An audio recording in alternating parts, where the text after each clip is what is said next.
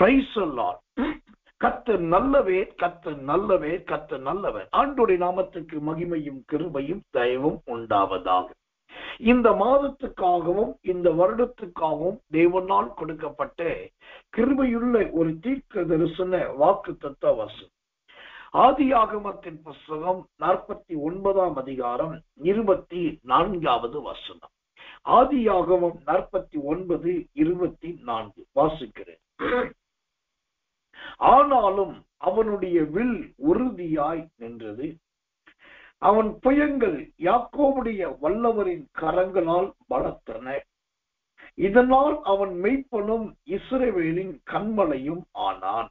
ஆம், இந்த ஆதியாகமம் 49ஆம் அதிகாரம் 24வது வசனத்தை வாசிக்கும் போது நிறைய சம்பவங்களும் நிறைய வார்த்தைகளும் இந்த வசனத்திலே இருக்கிறதை பார்க்கலாம். அதிலே இன்றைக்கு தேவனுடைய கிருபையை முன்னிட்டு நாம் தியானிக்க போகிற கிருபையுள்ள ஒரு வார்த்தை அந்த 49:24 சொல்கிறது, வல்லவரின் கரங்களால் என்று பார்க்கிறோம். வல்லவரின் கரங்களால். ஆம், இந்த யோசேப்பின் காலத்திலே தேவனாகி கர்த்தர் யோசேப்புக்கும் அவனுடைய மனைவி மற்றும் பிள்ளைகளுக்கும் அவனோடு கூட இருந்த எல்லா ஜனங்களுக்கும் எப்படி வல்லவராய் காணப்பட்டார் என்பதை நாம் பார்க்க போகிறோம். பரிசுத்த வேதாகமத்திலே இந்த வல்லவரின் என்ற வார்த்தை ஏறத்தாழ 4 முறை கடந்து வருவதை பார்க்கலாம். அதாவது வல்லவர் என்கிற வார்த்தை அல்ல, வல்லவரின் கரங்கள். அந்த வல்லவரின் என்ற தலைப்பிலே ஆண்டவர் தன்னை 4 முறை வெளிப்படுத்துகிறதை பார்க்கலாம். கர்த்தருடைய நாமத்துக்கு மகிமை உண்டாவதாக. ஒரு முறை வல்லவரின் கரங்கள் என்று தம்மை வெளிப்படுத்துகிறார். இரண்டாவதாக ஓ சர்வ வல்லவரின் தரிசனம் என்ற தலைப்பிலே நம்மை வெளிப்படுத்துகிறார். மூன்றாவதாக சர்வ வல்லவரின் அம்புகள் என்று அம்புகள் மூலமாக தன்னை வெளிப்படுத்துகிறார். நான்காவதாக சர்வ வல்லவருடைய வலது பாரிசத்தை குறித்து அவர் வெளிப்படுத்துகிறார். இப்படியால் இந்த வல்லவரை குறித்து கிருபையுள்ள ஆழமான சத்திய உபதேசம் நாம் வேதத்திலே 4 முறை பார்க்கலாம். முதலாவதாக இந்த வல்லவரின் என்கிறவர் எப்படிப்பட்டவர், அவர் என்ன செய்கிறவரா இருக்கிறார் என்று நாம் கவனிக்கும் போது இந்த ஆதியாகமத்தின் புஸ்தகம் 49ஆம் அதிகாரம் 24வது வசனம் சொல்வது வல்லவரின் கரங்களால் என்று பார்க்கிறோம். அப்போ வல்லவர் என்று சொல்லும் போது அவர் வெறும் சக்தியை காண்பிக்கிறவராய் மாத்திரம் அல்லாமல் கரங்களால் தம்முடைய கிருபையை வெளிப்படுத்துகிறவராகவும் இருந்ததற்கு. கர்த்தர் நல்லவர், கர்த்தர் நல்லவர், கர்த்தர் நல்லவர். அந்த கரங்களால் தம்முடைய வல்ல கிருபையை வெளிப்படுத்துகிற தேவனாய் இருந்தபடினால்தான் அவருடைய மகிமை எல்லாருக்கும் வெளிப்பட்டது. அப்ப வல்லவரின் கரங்களால் என்றால் என்ன? சோத்திரம். வேதத்திலிருந்து ஒரு வசனத்தை கர்த்தர் நல்லவர் வாசிக்கிறேன். இந்த கரங்களால் நடக்கிறதான தேவனுடைய பலத்த காரியத்தை நாம் பார்க்கும் போது அது விவரிக்க முடியாததும் எண்ண முடியாததுமான காரியங்களாய் இருந்திருக்கிறது. வாசிக்கிறேன், கர்த்தர் நல்லவர். யோபுவின் புஸ்தகம் 34ஆம் அதிகாரம் 19வது வசனம். யோபு 34:19. இப்படி இருக்க பிரபுக்களின் முகத்தை பாராமலும் ஏழையை பார்க்கிலும் ஐஸ்வர்யவானை அதிகமாய் எண்ணாமலும் இருக்கிறவரை நோக்கி இப்படி சொல்லலாமா? இவர்கள் எல்லாரும் அவர் கரங்களின் கிரியையே. கர்த்தர் நல்லவர். இங்கு வல்லவரின் கரங்கள் என்று நாம் பார்க்கும்போது முதலாவது அந்த கரங்கள் எப்படிப்பட்டதா இருக்கிறது? அது கிரியையை காண்பிக்கிறதா இருக்கிறது. தேவனுடைய நாமத்துக்கு மகிமையும் கிருபையும் தயவும் உண்டாவதாக. அப்ப வல்லவரின் என்று சொல்லும் போது அந்த அவர் இந்த இடத்துல அவருடைய கிரியையை பார்க்கிறோம். கிரியை என்றால் என்ன? கை வைத்து செய்கிற ஒவ்வொரு வேலைக்கு பெயர் கிரியை. அப்ப ஆண்டவருடைய கிரியை என்பது எதை காண்பிக்கிறது?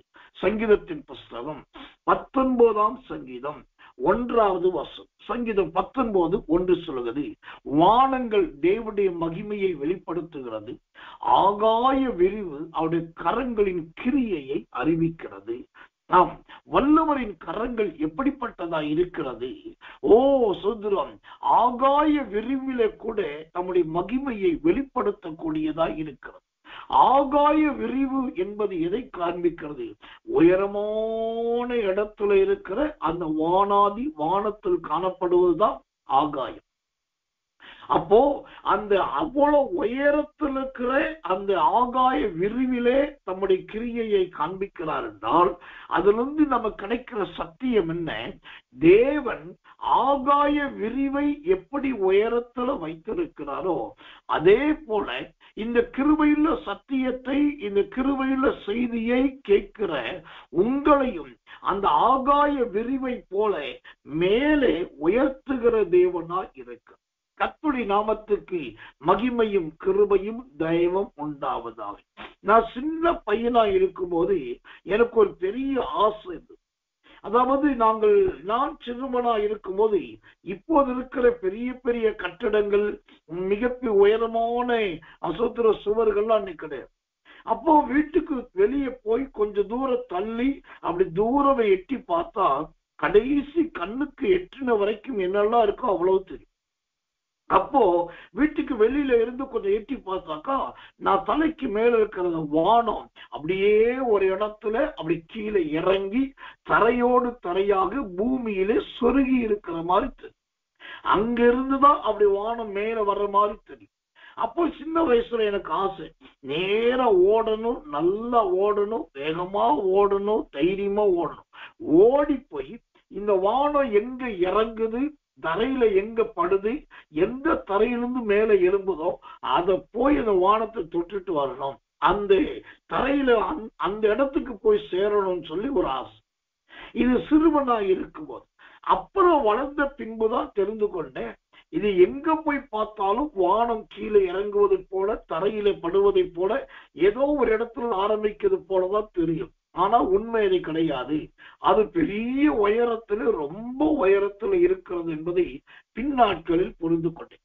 ஏன் இதை சொல்லுகிறேன் என்று சொன்னால், நம்முடைய எண்ணங்களும் நம்முடைய நோக்கங்களும் கூட இப்படிதான் உயரமான காரியமா இருக்க வேண்டும்.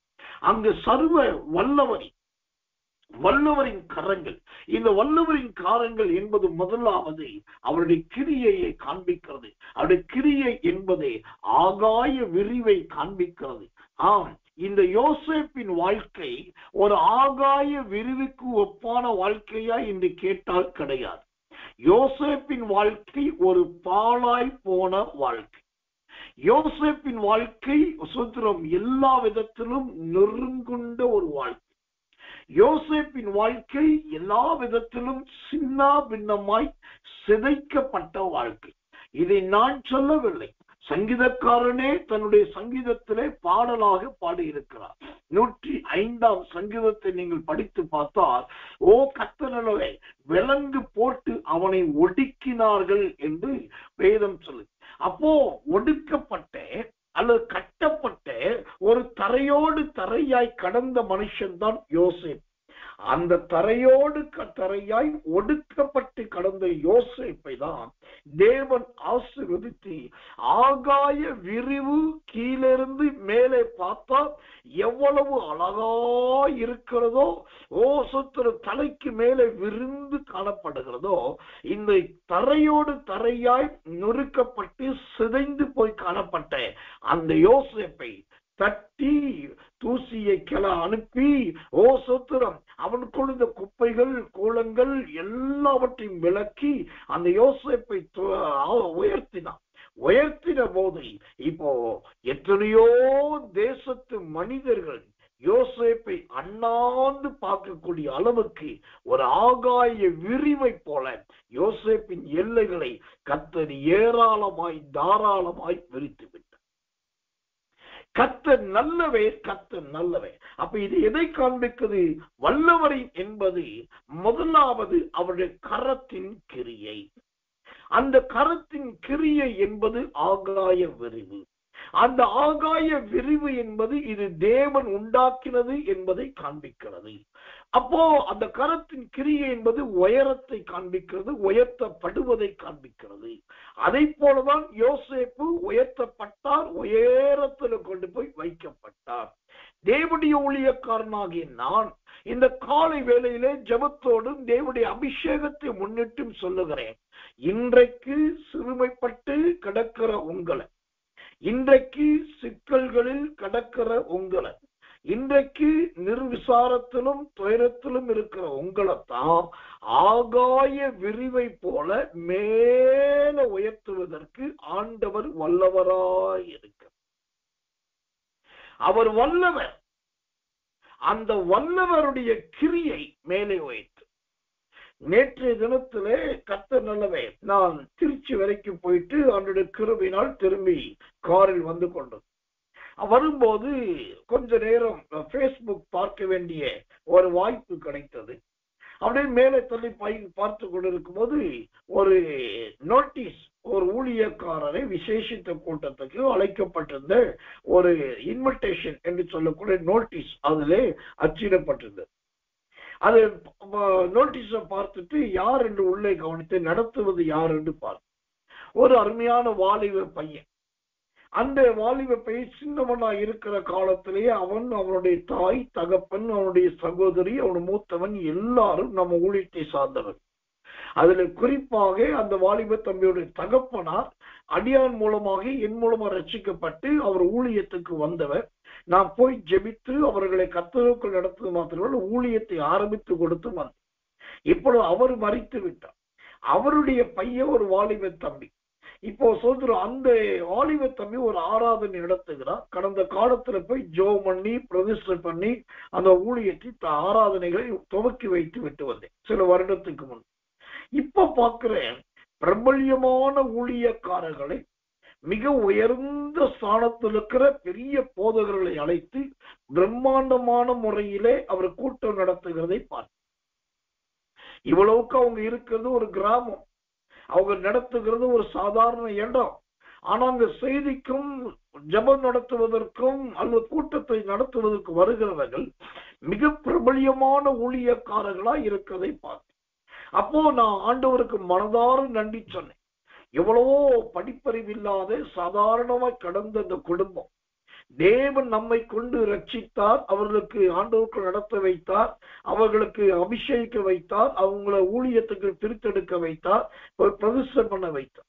இப்போ கர்த்தர் நல்லவை, இவ்வளவு பெரிய மனிதர்களை அழைத்து இப்படியெல்லாம் கூட்டம் நடத்துறாங்களே, ஆண்டவரே உடைய நல்ல தயவுக்காக வல்லமைக்காக நன்றி என்று துதித்தேன்.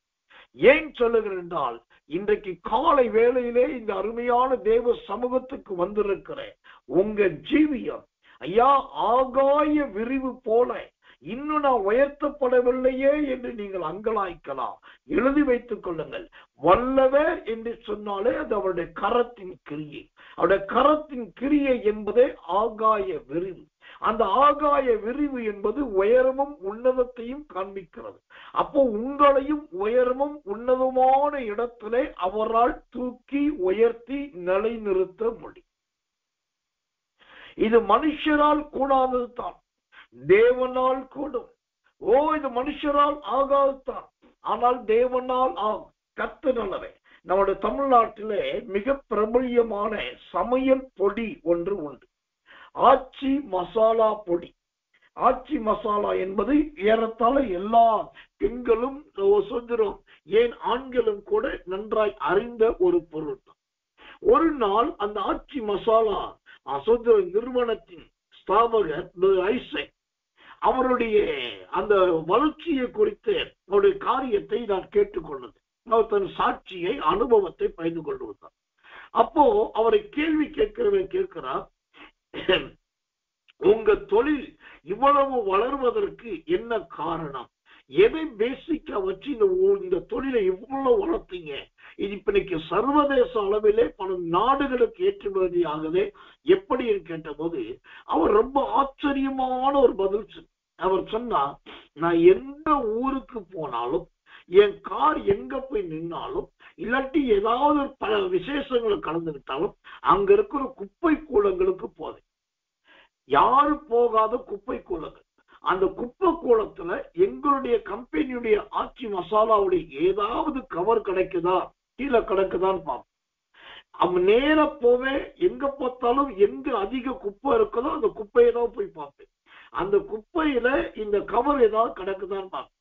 அப்படி ஒருவேளை ஆச்சி மசாலா பொடி என்று சொல்லி மிளகாத்தூள் என்றோ மஞ்சத்தூள் என்றோ மிளகுத்தூள் என்றோ கரம் மசாலா என்றோ ஏதோ ஒரு பேருடைய ஒரு கவர் அங்கு கடந்தாக்கா நான் ரொம்ப சந்தோஷப்படுவேன். ஆனா அந்த குப்பையிலும் அந்த குப்பை கூடத்திலும் எங்க கம்பெனியுடைய கவர் கடக்கல அப்படின்னாக்கா எனக்கு ரொம்ப துக்கம். ஏன்னா இன்னும் இந்த ஊருக்குள் நம்முடைய கம்பெனி பொருட்கள் விரிவாகல. அப்ப உடனே வருவேன், அந்த ஊருக்கு யார் டிஸ்ட்ரிபியூட்டர் என்று பார்ப்பேன், அங்க எவ்வளவு சுதந்திர பொருட்கள் போகுதுன்னு பார்ப்பேன், உடனே இன்னும் கொஞ்சம் அதிகரிக்க ஆரம்பிப்பேன். இப்படிதான் குப்பை கூடத்துல சமையல் பண்ணி கீழே போட்ட பேப்பர்கள், எங்க கம்பெனி பேப்பர் கடந்தாலே நல்ல வியாபாரமாகும், அது கடக்காவிட்டால் வியாபாரம் இல்லை என்று அர்த்தம். இதை பார்த்து பார்த்து பார்த்து அந்தந்த ஊர்களுக்கு எல்லையை விரிவாக்கினேன் என்று சொன்னான். இப்ப நல்லா கவனிக்கணும், அவ்வளோ பெரிய பல 100 கோடி டர்ன் ஓவர் பண்ணுகிற மனுஷன் தொழில் விருத்திக்கு வாழ்க்கையில ஆகாய விரிவை போல உயர்த்தப்படுவதற்கு அவர் நாடி தேடினது ஒரு குப்பை மேடு. அந்த குப்பை மேட்டிலே தன்னுடைய கம்பெனியுடைய பேப்பர்ஸ் கவர்ஸ் கடக்குது அப்படின்னாக்கா இங்க இருக்கிற ஜனங்கள் பயன்படுத்துகிறார்கள் என்பதை அவர் அறிந்திருக்கிறார். இதுதான் தொழிலின் ரகசியம், இதுதான் வியாபாரத்தின் நுணுக்கம், இதுதான் உயர்த்தப்படுவதுடைய அஸ்திவாரம். இன்றைக்கு உங்க ஜீவியத்திலும் இந்த குப்பை மேட்டிலே கடக்கிற அனுபவமா இருக்கலாம். ஒருவேளை நான் அப்படிலாம் இருக்க விரும்பல, நல்ல இடத்துல இருக்குன்னா நாம் அப்படி உயர்த்தப்பட முடியாது. நாம் கீழே கடக்கும் போது தான் அந்த வல்லவரின் கரங்கள் நம்மை உயர்த்தும். வல்லவரின் தயை நம்மை மேன்மைப்படுத்தும். அப்ப தேவனுடைய ஊழியக்காரனாகிய நான் உங்களுக்கு தைரியமாய் கிருபையை முன்னிட்டு சொல்லுகிறேன், வல்லவரின் என்கிற அந்த கரம், வல்லவர் என்கிறவன் தம்முடைய கிரியையை உங்களில் நடப்பிக்க ஆரம்பிக்கிறார். அவர் தம்முடைய கிரியையை உங்களில் காண்பிக்க ஆரம்பிக்கிறார்.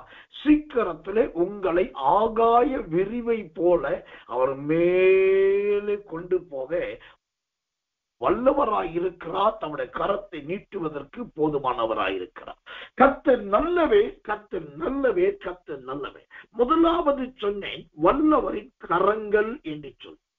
இரண்டாவதாக என்னாகமத்தின் புஸ்தகம் 24ஆம் அதிகாரம், கர்த்தர் நல்லவே, கர்த்தர் நல்லவே, கர்த்தர் நல்லவே. என்னாகமம் 24ஆம் அதிகாரம் 4வது வசனத்தை வாசிக்கும் போது அங்கு வல்லவரின் காரியத்தை குறித்த இன்னொரு வெளிப்பாட்டை நம்மால் பார்க்க முடியும். வாசிக்கிறேன். என்னாகமம் 24:4. தேவன் அருளும் வார்த்தைகளை கேட்டு வல்லவரின் தரிசனத்தை கண்டு தாழ விழும்போது கண் திறக்கப்பட்டவன் விளம்புகிறதாவது. இந்த என்னாகமம் 24ஆம் அதிகாரம் 4வது வசனத்தை வாசிக்கும் போது வல்லவரின் தரிசனத்தை என்று பார்க்கிறோம். கர்த்தருடைய நாமத்துக்கு மகிமையும் கிருபையும் மாட்சிமையும் உண்டாவதாக. எனக்கன்பான தேவ பிள்ளைகளே, இந்த கர்த்தர் நல்லவே வல்லவரின் தரிசனம். இப்போ இரண்டாவதாக இந்த தரிசனம் என்பது எதை காண்பிக்கிறது? இந்த தரிசனத்தை குறித்து வேதம் என்ன சொல்லுகிறது? அதை நாம் தெரிந்து கொள்வது ரொம்ப முக்கியம், ரொம்ப அவசியம். கர்த்தர் நல்லவே, கர்த்தர் நல்லவே, கர்த்தர் நல்லவே. ஒரு வசனத்தை வாசிக்கிறேன், ஜெபத்தோடு கவனிங்கள். கர்த்தருடைய நாமத்துக்கு மகிமை உண்டாவதாக. சோதரம், நீதிமொழிகளின் புஸ்தகம் 29ஆம் அதிகாரம் 26வது வசனம். நீதிமொழிகள் 29:26. ஆளுகை செய்கிறவனுடைய முக தரிசனத்தை தேடுகிறவர்கள் அநேகர், ஆனாலும் அவனவனுடைய நியாயம் கர்த்தராலே தீரும். ஆளுகை செய்கிறவனுடைய முக தரிசனத்தை தேடுகிறவர்கள் அநேகர், ஆனாலும் அவனவனுடைய நியாயம் கர்த்தராலே தீரும். ஆமென். வல்லவரின் என்பது முதலாவது அவருடைய கரத்தின் கிரியைகளை விவரிக்கிறது என்று பார்த்தோம். இந்த வல்லவரி என்பது இரண்டாவது அவருடைய தரிசனம். ஏனென்றால் அந்த என்னாகமம் 24:4 சொல்லுகிறது வல்லவரின் தரிசனத்தை கண்டு. அப்ப வல்லவரையே பார்த்து அவரையே தரிசித்து என்பது அர்த்தம். ஆனால் இந்த கடைசி காலத்துல நிறைய பேருடைய தரிசனம் எப்படி இருக்கிறது? ஆவியானவர் எச்சரிக்கிறார். நீதிமொழிகள் 29:26 படி ஆளுகை செய்கருடைய முக தரிசனத்தை தான் அநேக தேடுகிறார். அல்லேலூயா. யார் முதலமைச்சரா இருக்காங்க? யார் எல்லா ஜனங்களோடு நெருங்கி பழகக்கூடிய அமைச்சரா இருக்காங்க? ஓ சோத்திரம், எந்த மனுஷனை தேடினா நமக்கு என்ன கிடைக்கும் அப்படின்னு சொல்லி ஆளுகிறவர்களுடைய முக தரிசனத்துக்காகத்தான் இன்றைக்கு கிறிஸ்தவர்களும் கிறிஸ்தவமும் கூட வேகமாய் அரசியலுக்கு பின்னாக ஓடுது. ஒரு காலத்துல வல்லவரின் தரிசனத்தை நாடின சபை, வல்லவரின் தரிசனத்தை தேடின கிறிஸ்தவம், வல்லவரின் தரிசனத்துக்காக காத்திருந்த தேவ பிள்ளைகள் இன்னைக்கு அதை விட்டு விட்டு வல்லவரின் தரிசனத்துக்கு முன்பாக ஆளுகளுடைய முக தரிசனத்தை தேடுகிறார். இந்த காலை நேரத்துல இந்த வசனத்தை ஆண்டவர் சொல்றாரு என்பதனால் நான் தைரியமாய் சொல்லுகிற தெய்வ பிள்ளைகளே, தயவு செய்து எந்த நிலைமை வரணும், என்ன நடக்கணும், எது கிடைக்கும்னாலும் நீங்க ஆளுகை செய்கிறவருடைய முக தரிசனத்தை தேடாமல், ஓ தரிசனத்துக்கெல்லாம் தரிசனம் உள்ளவராம் தேவனாகிய கர்த்தர், அவருடைய தரிசனத்துக்காக காத்திருப்பீர்கள், அவருடைய பாதத்திலே விழுந்து கிடப்பீர்கள், அவரிடத்தில் எதிர்பார்ப்பீர்கள் என்று சொன்னால் நிச்சயமாகவே உங்களுடைய தரிசனம் வீண் போகாது. உங்களுடைய பிரயாசம் வீண் போகாது. கர்த்தருடைய நாமத்துக்கு மகிமையும் கிருபையும் தயவும் உண்டாவதால். உதாரணத்துக்கு ஒரு சத்தியத்தை சொல்லுகிறேன். 1 ராஜாக்கள் புஸ்தகம் 10ஆம் அதிகாரம் 24ஆம் வசனம். 1 ராஜாக்கள் 10:24. சாலமோனின் இருதயத்தில் தேவனுடைய ஞானத்தை கேட்கிறதுக்காக சகல தேசத்தாரும் அவன் முக தரிசனத்தை தேடினார்கள். கர்த்தர் நல்லவர். இங்க நல்லா கவனிங்க. எல்லாரும் சாலமோனுடைய முகத்தை பார்க்க முடியாதா? ஒரு முறை அவர் எப்படிப்பட்டவர் கண்ட முடியாதா என்று சொல்லி ஏங்கினார்கள், தவித்தார்கள், ரொம்ப கஷ்டப்பட்டு முக தரிசனத்தை நாடினார்கள். ஆனா விளைவு என்ன? இவர்கள் எந்த சாலமோனை விரும்பினார்களோ, எந்த சாலமோன் இருந்த ஞானத்தையும் வெளிப்பாட்டை விரும்பினாங்களோ, இவங்க எந்த அளவுக்கு அதிகமாய் தரிசனத்தை நாடுவதை விட்டு விட்டு சாலமோனுடைய முக தரிசனத்தை நாடினார்களோ, அதனுடைய விளைவுதான் சாலமோன் பின்னாட்களிலே இடறி போனான். சாலமோன் பின்னாட்களிலே பாவம் செய்கிறவனாய் மாறினான். அவனுடைய ஜீவியம் பின்னோக்கி போனது. அப்ப காரணம் என்ன?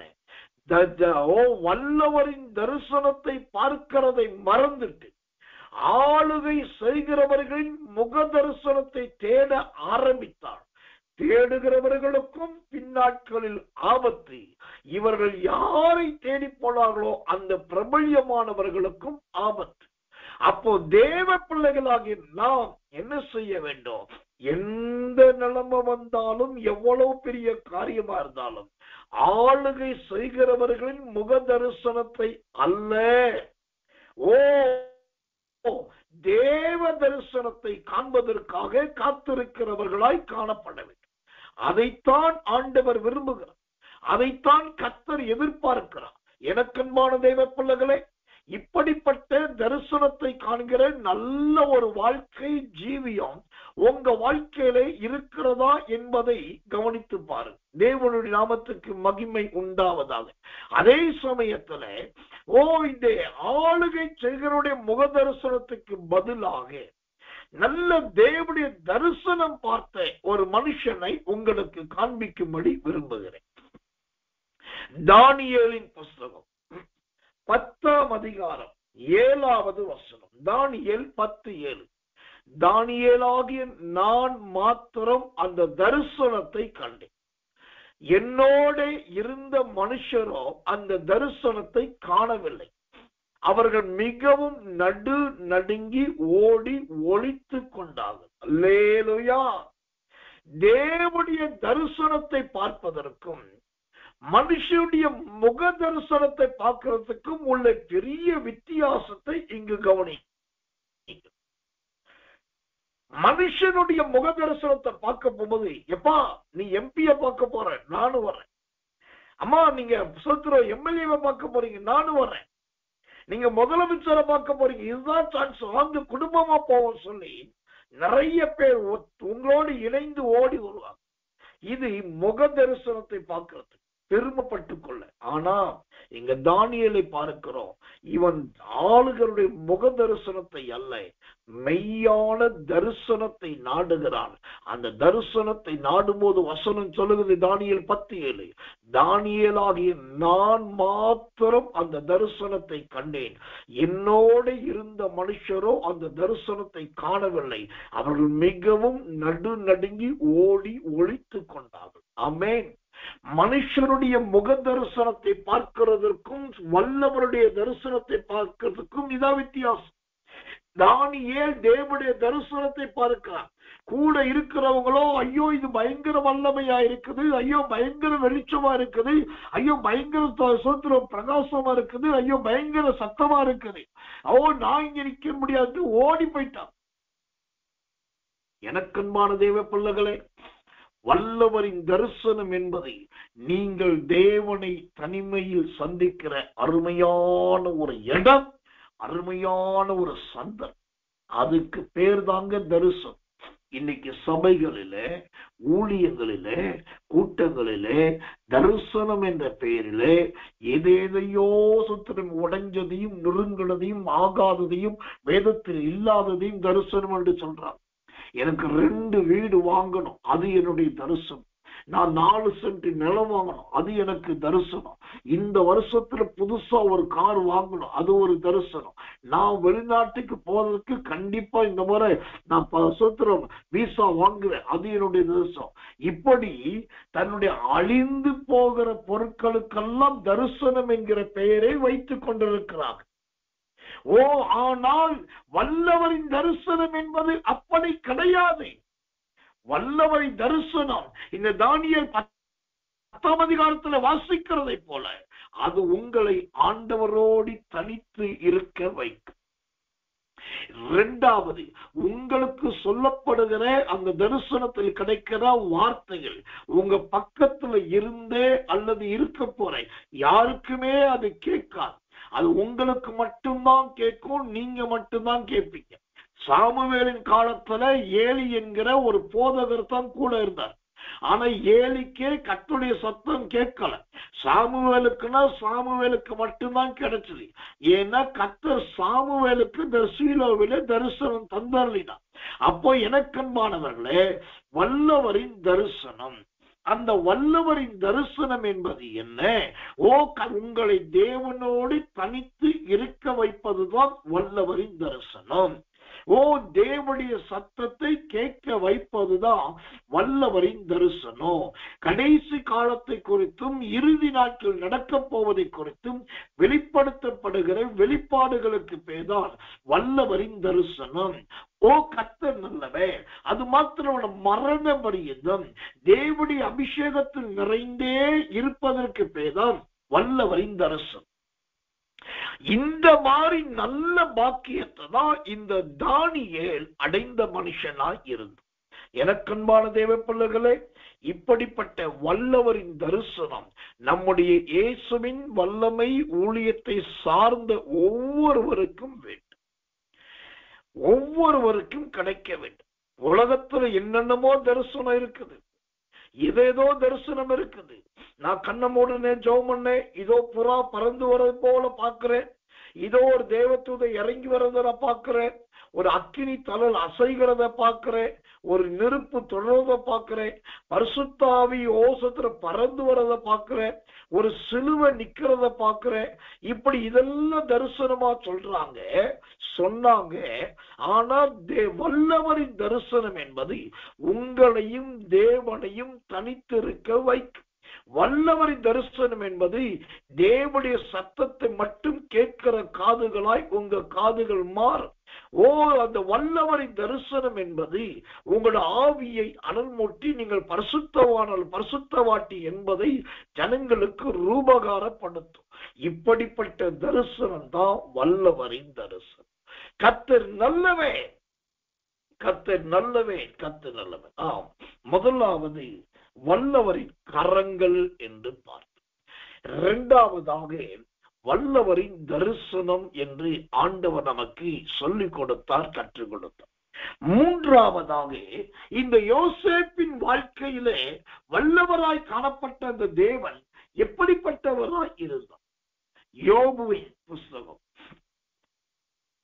6ஆம் அதிகாரம் 4வது வசனம். யோபு 6:4 வாசிக்கிறேன், ஜெபத்தோடு கவனிங்கள். தேவனுடைய நாமத்துக்கு மகிமையும் கிருபையும் தயவும் உண்டாவதாம். யோபு 6:4. வல்லவரின் அம்புகள் எனக்குள் தைத்திருக்கிறது, அவைகளின் விஷம் என் உயிரை குடிக்கிறது. தேவனால் உண்டாகும் பயங்கரங்கள் எனக்கு முன்பாக அணி அணியாய் நிற்கிறது. அல்லேலூயா. கர்த்தர் நல்லவன். இங்கு மூன்றாவதாக வல்லவரின் அம்புகள் என்று பார்க்கிறோம்.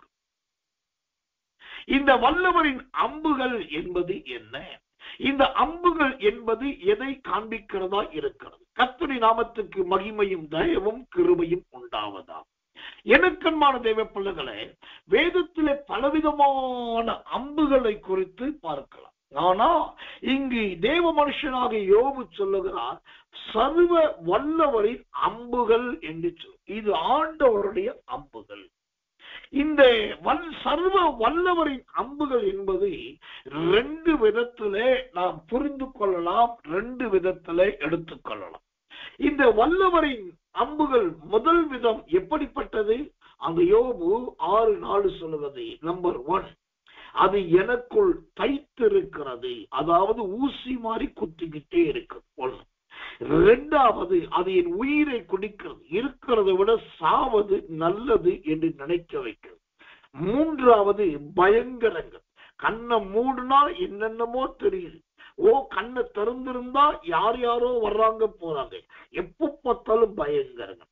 4வது, அணி அணியாய் நிற்கிறது. கண்ணுக்கு முன்னாடி நிறைய சொப்பனம், தரிசனம், காட்சிகள் என்னிடத்தையும் பார்த்துக்கிட்டே இருக்கு. இப்ப அம்புகள் என்பது இந்த 4 காரியத்தை குறிக்கும். கர்த்தர் 1 ஊசி மாறி குத்துறது, 2வது விஷம் போல உயிரை குடிக்கிறது, 3வது எப்ப பார்த்தாலும் பயங்கரத்தின் செய்திகள், பயங்கரத்தின் சம்பவங்கள் நடக்கிறது, 4வது அணி அணியா கண்ட காட்சிகள் வரும். இது எல்லாம் அம்புகளுக்கு சமானம். இந்த செய்தியை கேட்கிற எனக்கு பிரியமான என் அன்பு தேவ பிள்ளைகளே, உங்க வாழ்க்கையில இப்படிப்பட்ட அம்புகள் இருக்குதா? கர்த்தர் நல்லவே. அந்த அம்புகள் உங்களை ஊசி மாறி தச்சிட்டு இருக்கா, குத்திட்டு இருக்குதா என்பதை கவனியுங்கள். எனக்கன்பான தேவ பிள்ளைகளே, இந்த நிலைமையிலிருந்து நம்முடைய நிலைமை முழுவதுமாய் மாறணும். அவைகள் முற்றிலுமாய் அகலணும். கர்த்தருடைய நாமத்துக்கு மகிமையும் கிருபையும் தயவும் உண்டாவதாக. இந்த அம்புகள் எப்படிப்பட்டவைகள்? 2வது பகுதியை உங்களுக்கு காண்பிக்கிறேன். சங்கீதத்தின் புஸ்தகம் 45ஆம் சங்கீதம் 5வது வசனம். சங்கீதம் 45:5. உம்முடைய அம்புகள் கூர்மையானவைகள், அவைகள் ராஜாவுடைய சத்துருக்களின் இருதயத்துக்குள் பாயும், ஜனசதலங்கள் உமக்கு கீழே விழுவார்கள். ஆமென். முதலாவது சொன்னேன், இந்த அம்புகள் என்பது ஊசி போல குத்துவது, விஷம் போல உயிரை குடிப்பது, பயங்கரத்தை உண்டாக்குவது, நிறைய காட்சிகளை காண வைத்து நடுங்க வைப்பது. ஆனா அதே சமயத்தில் இந்த அம்புகள் 2வது எதை காண்பிக்கிறது? அந்த சங்கீதம் 45:5 சொல்லுகிறதை போல, நமக்கு விரோதமாக, நமக்கு எதிராக, நமக்கு தெரியாமலோ தெரிந்தோ யாராவது காரியத்தை செய்யும் போது ஆண்டவர் ஒரு அம்பு அனுப்புறாரு. ஆண்டவர் அனுப்புகிற அம்பு எப்படி இருக்குன்னா, அது ரொம்ப கூர்மையான அம்பா இருக்கு. இந்த கூர்மையான அம்பு எங்க பயன்படுத்தப்பட்டது என்பதை நீங்க முதலாவது தெரிந்து கொள்ளும். கூர்மையான அம்பு எங்க வெளிப்பட்டது? 1 சாமுவேலின் புஸ்தகம் 17ஆம் அதிகாரம். தாவீதுக்கும் கோலியாத்துக்கும் இடையிலே நடந்த யுத்தத்துலதான் இந்த கூர்மையான அம்பு பயன்படுத்தப்பட்டது. ஏன்னாக்கா, தாவீது கவன் என்கிற அந்த பறவைகளை அடிக்கிற அந்த கவனை எடுத்து கையில வச்சுக்கிட்டு அதுல ஒரு கல்லை வச்சு சுழற்றி எறிந்தான். நல்லா கவனிக்கணும், அது எரியும் போது அந்த கோலியாத்துடைய நெற்றியில் பட்டது நமக்கு தெரியும். அந்த இடத்துல கோலியாத்து மட்டும் இல்லை, பரிசை பிடிக்கிறவன் கோலியாத்துக்கு பக்கத்துல இருந்தான், ஈட்டி பிடிக்கிறவன் கோலியாத்துக்கு பக்கத்துல இருந்தான். இந்த கோலியாத்துக்காக ஆதரவு தெரிவிக்கிற ஏராளமான பெலிஸ்தர்கள் இருந்தாங்க. இப்ப இவ்வளோ பேர் சுற்றிலும் இருக்க, இத்தனை பேர் கோலியாத்துக்கு பக்கத்துல இருக்க, தாவீது சுழற்றி எறிந்த அந்த கோலாக்கள் பக்கத்துல இருக்கிற பரிசை பிடிக்கிறவனையோ ஈட்டி பிடிக்கிறவனையோ பெலிஸ்தர்களையோ ஜனங்க மேலையோ படாம சரிய கோலியாத்தின் நெற்றிகளில் பட்டது. இதற்கு பேர் தான் ஆண்டவர் அனுப்புகிற கூர்மையான அம்புகள். ஒண்ணு தெரியுமா,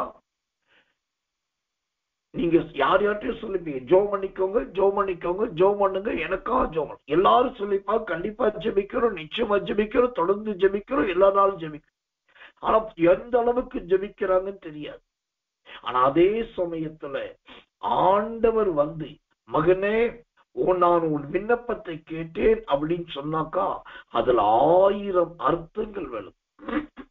ஆண்டவர் உங்களுக்காக ஒரு அம்பை கூர்மையாக்கி அனுப்புனாக்கா அந்த அவங்க பக்கத்துல இவங்க யாருக்கு எதிராக ஆண்டவர் அம்பு அனுப்புறாரோ அவங்க வீட்டுல பொம்பளை ஆட்கள் இருப்பாங்க, ஆம்பளை ஆட்கள் இருப்பாங்க, பிள்ளைகள் இருப்பாங்க, பெரியவங்க இருப்பாங்க. இவங்க எல்லாரையும் யாரையும் சேதப்படுத்தாமல் உங்களுக்கு விரோதமாய் மறைவிடத்திலே தங்கள் நாக்கு என்கிற ஆயுதத்தை யார் பயன்படுத்தினார்களோ இந்த அம்பு, கூர்மையான அம்பு நேர அவங்கள போய் உருவிப்பாய், அவர்களை போய் உருவிப்பாய். இன்னொரு முறை அவர்கள் உங்களுக்கு எதிராக முறுமுறுக்கவோ உங்களுக்கு எதிராக பேசவோ கூடாதபடி தேவனே கூர்மையான அம்பை அனுப்புவார்.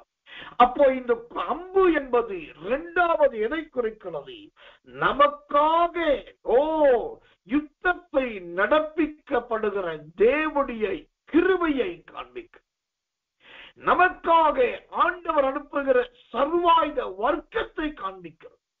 இந்த காலை வேளையில இந்த கிருபையுள்ள சத்தியத்தை கேட்கிற தேவ பிள்ளைகளை, இப்படிப்பட்ட சர்வாயுத வர்க்கத்துக்குள் நீங்கள் இருப்பதற்காக கர்த்தரை துதி. ஒரு பிரபல்யமான ஒரு ஊழியக்காரர், அவருடைய செய்தியில ஒரு சின்ன 2 நிமிட சத்தியத்தை நான் கேட்க வேண்டிய நேரம் வந்தது. அவரோட பேசிட்டு இருக்கும்போது சொல்றாரு, என் கூட எவ்வளோ ஊழியக்காரர் இருக்காங்க, என் கூட தேறின பெரிய போதகர்கள் இருக்காங்க, நல்ல இசை வல்லுநர்கள் இருக்காங்க, செய்தியாளர்கள் இருக்காங்க, விசுவாசி இருக்காங்க, மனைவி இருக்கிறா, பிள்ளைகள் இருக்காங்க, கூட பிறந்தவங்க இருக்காங்க, குடும்பத்தை எல்லாரும் இருக்காங்க.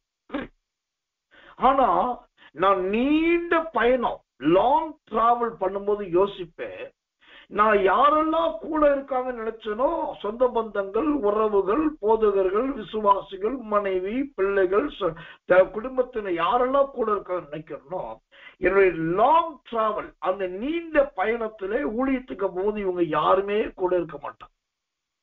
அப்ப நான் எங்க போனாலும் என் கூட இருக்கிறது யாருன்னா என் ஆண்டவர் மட்டுமே. வீட்டுக்கு வந்தா மனைவி கூட இருக்கிறார், மெயின் ஹாலுக்கு வந்தா பிள்ளைகள் கூட இருக்கிறாங்க, ஊழியத்துக்கு போனா விசுவாசிகள் ஊழியக்காரர்கள் கூட இருக்காங்க.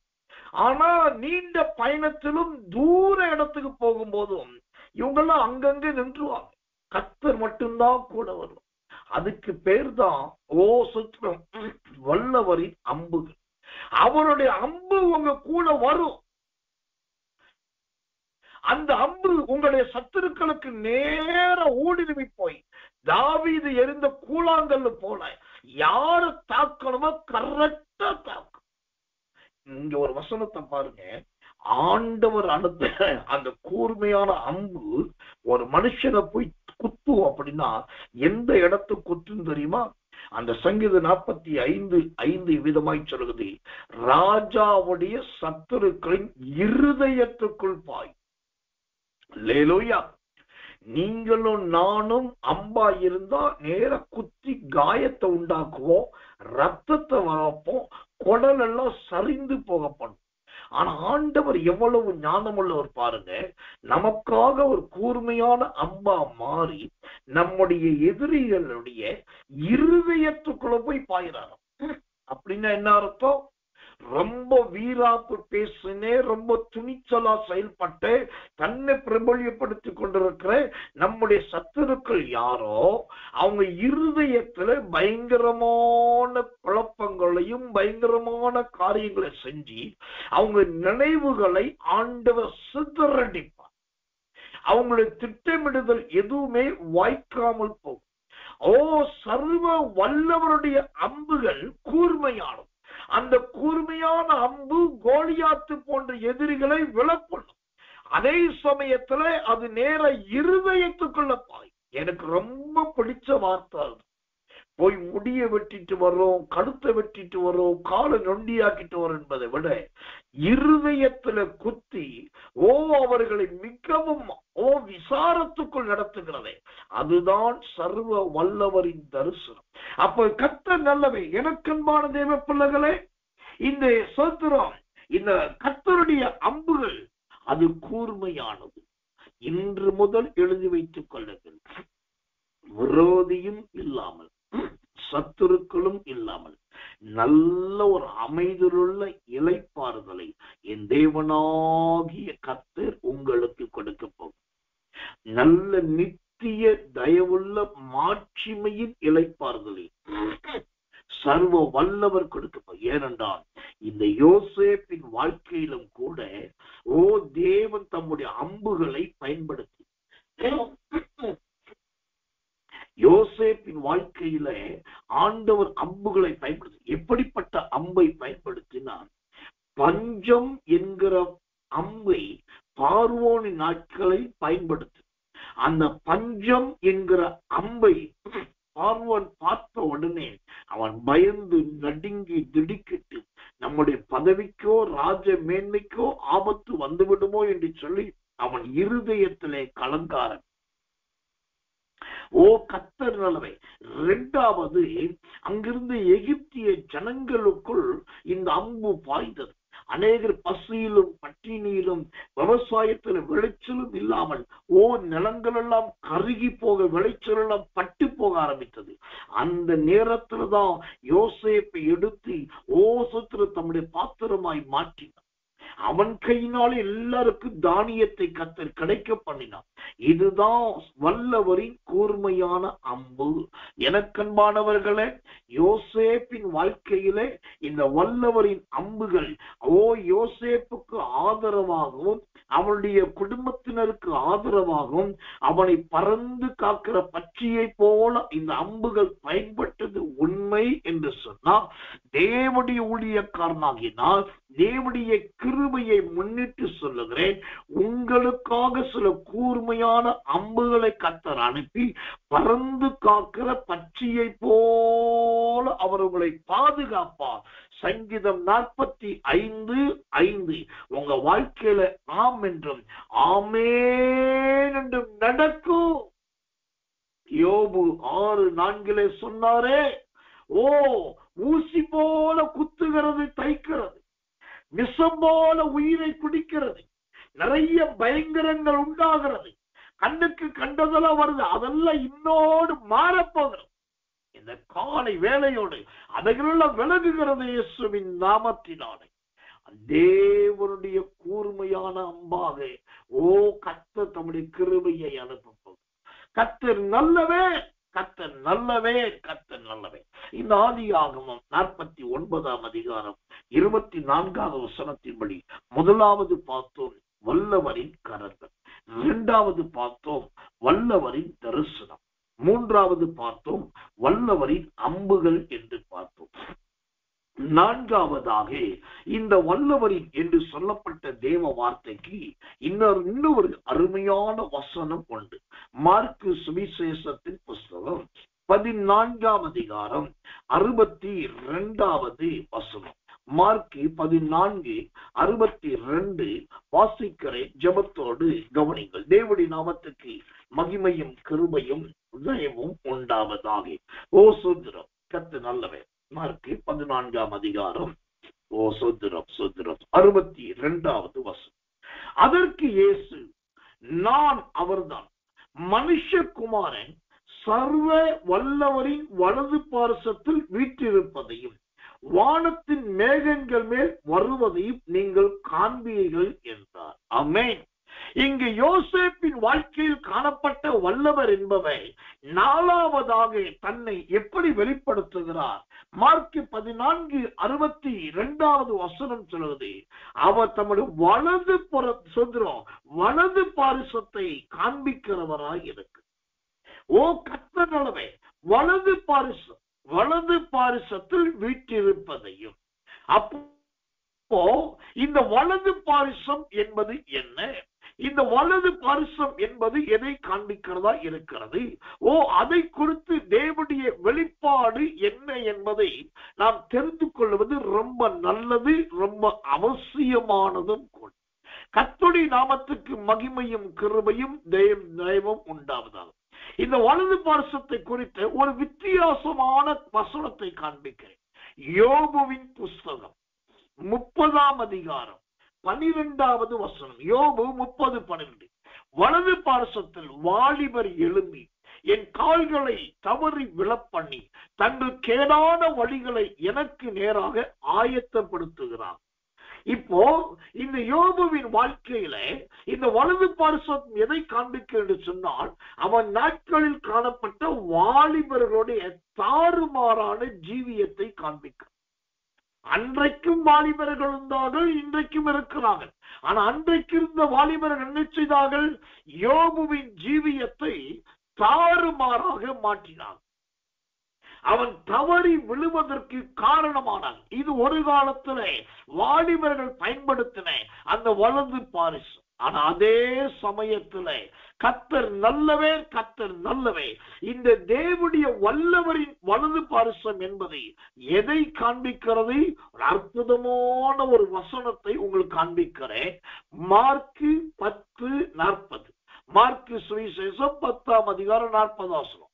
ஆனாலும் என் வலது பார்சத்திலும் என் இடது பார்சத்திலும் உட்கார்ந்திருக்கும்படி எவர்களுக்கு ஆயத்தம் பண்ணப்பட்டிருக்கிறதோ அவர்களுக்கே அல்லாமல் மற்றொருவருக்கும் அதை அருளுவது என் காரியம் அல்ல என்றார். ஆமென். இங்கு 2வதாக அந்த வல்லவரின் வலது பார்சத்தை பார்க்கிறோம். இந்த வல்லவரின் வலது பார்சம் எதை குறிக்கிறது? நாம் இந்த பூமியின் வாழ்க்கையை முடித்து தேவனோடு இருக்கும்படி தேவ ராஜ்யத்துக்கு போகும்போது அவருடைய கண்களில் தயை கிடைத்தால் அவருடைய வலது பார்சத்திலோ அல்லது இடது பார்சத்திலோ நாமும் உட்கார்வதற்குரிய ஒரு பெரிய பாக்கியத்தை, ஒரு பெரிய ஸ்லாக்கியத்தை அடைவோம். எனக்கன்பான தேவ பிள்ளைகளே, வல்லவரின் வலது பாரிசம் என்பது பரலோக ராஜ்யத்திலே நமக்கு ஒரு கூடாரம் ஆயத்தம் பண்ணப்பட்டிருக்கிறது என்பதை காண்பிக்கிறது. வல்லவரின் வலது பாரிசம் என்பது நமக்கும் இயேசுவோடு கூட ஒரு பாக்கியம் உண்டு என்பதை காண்பிக்கிறது. வல்லவரின் வலது பாரிசம் என்பது பூமியை கடந்து நாமும் பரலோகத்துக்கு போவோம் என்பதை காண்பிக்கிறது. வல்லவரின் வலது பாரிசம் என்பது பூமியில் இருக்கிற எல்லா வாலிபர்களை விட, பெரிய ஸ்தலங்கள், பெரிய மனிதர்களை விட அந்த பெரிய தேவனுக்கு நேராய் நாம் போவோம் என்பதை காண்பிக்கிறது. இதுதான் தேவனுடைய வலது பாரிசம். நிறைய பேர் வலது பாரிசத்தை எடுத்துக்கிட்டு இந்த பக்கம் பிதா இருக்கிறார், அந்த பக்கம் ஆட்டுக்குட்டியாளர் இருக்கிறார், எதிர்புறத்துல மூப்பர்கள் இருக்காங்க, பிற்புறத்துல தூதர்கள் இருக்காங்கன்னு சொல்லி ஏதேதோ விளக்கங்கள் கொடுக்கிறார்கள். ஆனால் தேவனுடைய வலது பாரிசம் என்பது உண்மையாகவே அது எதை காண்பிக்க என்று சொன்னால், தனக்காக காத்திருந்து தனக்காக ஜீவனம் பண்ணி அவருடைய வருகைக்கோ அவருடைய ராஜ்யத்துக்கோ யாரெல்லாம் விருப்பத்தோடு இருந்தார்களோ அவர்களை கொண்டு போய் தன்னோடு கூட சிங்காசனத்தில் உட்கார வைத்துக் கொள்வதற்கு பேர்தான் வல்லவரின் சர்வ வல்லவரின் வலது பாரிசம். அவருக்கு ஆசை, என் மகன் என்னோடு இருக்கணும், அவருக்கு ஆசை என் மகன் என்னோடு கூட இருக்கணும். அவருக்கு ஆசை நீ என் தாசன் அல்லவா, ஓ நான் உன்னை தெரிந்து கொண்டேன் அல்லவா, நான் உன்னை எப்படி கைவிடுவேன், ஓ எப்ராயிமே உன்னை எப்படி கைவிடுவேன். கர்த்தரே, ஒரு காலத்துல ஆத்மாவை போல இருந்த உங்களை, ஒரு காலத்துல சோதோமும் கொமோராவுமா இருந்த உங்களை, ஒரு காலத்துல காதேஸ் பர்னேயாவை போல இருந்த உங்களை, ஒரு காலத்துல சித்தீமை போல இருந்த உங்களை ஆண்டவர் அழைத்து உங்களை இன்றைக்கு பெத்லகேமாய் மாற்றி இருக்கிறார். ஆண்டவர் அழைத்து இன்றைக்கு உங்களை எருசலேமாய் மாற்றி இருக்கிறார். ஆண்டவர் அழைத்து இன்றைக்கு உங்களை யூதேயாவாய் மாற்றி இருக்கிறார். ஆண்டவர் அழைத்து இன்றைக்கு உங்களை இஸ்ரவேலா மாற்றி இருக்கிறார். எனக்கன்பானவர்களே, ஆத்மாவை போலவும் சோதோமை போலவும் கொமோராவை போலவோ, ஓ பாலடைந்த பட்டணங்கள் போல காணப்பட்ட உங்களை என்னை ஆண்டு அழைத்து பெத்லகேமாய் மாற்றி, எருசலேமாய் மாற்றி, யூதேயாவாய் மாற்றி, இஸ்ரவேலாய் மாற்றி, ஓ கர்த்தர் அளவே உலகறிய பண்ணின தேவன், தெய்வ ஊழியக்காரனாக நான் சொல்லுகிறேன், இந்த வருடத்திலே என் சர்வ வல்லவருடைய ஓ கர்த்தர் நல்லவே அந்த வலது பாரிசத்தை நீங்களும் காண்பீர்கள், நீங்களும் பெறுவீர்கள், நீங்களும் சுதந்திரிப்பீர்கள். அவருடைய வலது பாரிசத்திலோ இடது பாரிசத்திலோ ஆக மொத்தம் இயேசுவோடு கூட இருக்கக்கூடிய ஒரு பெரிய பாக்கியத்தை ஆண்டவர் நமக்கு கொடுக்க, இயேசுவோடு இருக்கக்கூடிய ஒரு மாபெரும் ஸ்லாக்கியத்தை தேவன் நமக்கு கொடுக்க போகிறார். அதுதான் வல்லவரின் வலது பாரிசம். இந்த அருமையான 4 வல்லவரின் காரியங்கள் உங்க குடும்பத்துல, உங்க ஜீவியத்துல ஆமென்றும் ஆமேன் என்று கர்த்தர் கொடுத்து நம்முடைய வசனத்தை உறுதிப்படுத்துவானாக, நம்முடைய வார்த்தைகளை உறுதிப்படுத்துவாராக, அந்த வெளிப்பாடுகளை கர்த்தராகிய தேவன் ஆம் என்றும் ஆமென்று நிரூபிப்பாராக. கர்த்தருடைய நாமத்துக்கு மகிமை உண்டாவதாக. இப்ப கண்களை மூடி ஆண்டவரை நோக்கி ஸ்தோத்தரிக்க போகிறோம். ஓ வல்லவரின், ஓ சுத்திர வல்லவரின் கரங்கள், ஓ யோசேப்பின் வாழ்க்கையிலே இந்த அருமையான வல்லவரின் பாக்கியம் கிடைத்தது. எனக்கன்பான தேவ பிள்ளைகளே, வல்லவரின் கரங்கள் யோசேப்பின் ஜீவியத்திலே இடைப்பட்டது. வல்லவரின் தரிசனம் அவனுக்கு தாராளமாய் உண்டானது. வல்லவரின் அம்புகள் அவனோடு கூட இருந்து சத்துருக்களை பழி வாங்கினது. ஓ வல்லவரின் வலது பாரிசம்தான் அவனை எகிப்தின் அதிபதியாய் உயர்த்தினது. இந்த வல்லவரின் கிருபை இந்த காலை வேளையிலே உங்களை, என்னை, நம்மை ஆமென்றும் ஆமேன் என்று நிரப்பும்படியாக எல்லாரும் ஒப்பு கொடுத்து கண்களை மூடி கர்த்தரை ஸ்தோத்திரிப்போம். இயேசுவின் நாமத்தினாலே நாம் ஜெபிப்போம். அன்புள்ள நல்ல பரம பிதாவே, நல்ல அருமையான இந்த காலை வேலைக்காக சொல்றோம். அதிகாலை நேரத்தில் எவ்வளவோ பலவீனமும் எவ்வளவோ சரீர உபாதைகளும் காணப்பட்டாலும் அந்த பலவீனங்கள் மற்றும் சரீர உபாதைகளுக்கு மேற்பட்டு உம்முடைய கிருபையையும் உம்முடைய வல்லமையையும் வெளிப்படுத்தி எங்களை இந்த இருட்டோட ஜெபத்திலே கொண்டு வந்து நல்ல வசன ஸ்தோத்திர ஆராதனையில் கலந்து கொள்ளவும், வசன வியாக்கியானத்தை கேட்டு தெரிந்து கொள்ளவும், ஆண்டவரே துர்ச்செய்தி முதல் நற்செய்தி வரைக்கும் அறிவிப்புகளை கேள்விப்படவும் உதவி செய்கிறேன். எல்லாவற்றை விட அந்த யோசேப்புக்கு எப்படிப்பட்ட வல்லவராய் வெளிப்பட்டீர் என்பதை 4 விதத்திலே கர்த்தர் எங்களோடு பேசி இருக்கிறீர். ஆண்டவரே, அன்றைக்கு இருட்டோடு ஜெபத்துக்கு வந்த ஒவ்வொருவருடைய வாழ்க்கையிலும் வல்லவரின் கரங்கள் வெளிப்படுவதாக, வல்லவரின் தரிசனங்கள் வெளிப்படுவதாக, வல்லவரின் அம்புகள் இவர்களுக்கு ஆதரவாயும் பாதுகாப்பையும் இருப்பதாக, சர்வ வல்லவரின் வலது பார்சமாகிய ராஜ்யம் இவர்களுக்கும் எனக்கும் எல்லாருக்கும் கொடுக்கப்படுவதாக. இந்த கருத்துள்ள ஜெபத்தை கேட்டதற்காக சொல்கிறோம். இந்த நாள் முழுவதும் பிள்ளைகள் போகிற வருகிற எல்லா பிரயாணத்திலும் அன்றொரே காரியங்களிலும் நீரே கூட நடத்தும். நல்ல சாட்சிக்கு உதவி செய்யும். இயேசுவின் ரத்தம் செய்யும். இயேசுவின் நாமத்தில் ஜெபிக்கிறோம் நல்ல பிதாவே. ஆமென், ஆமென், ஆமென்.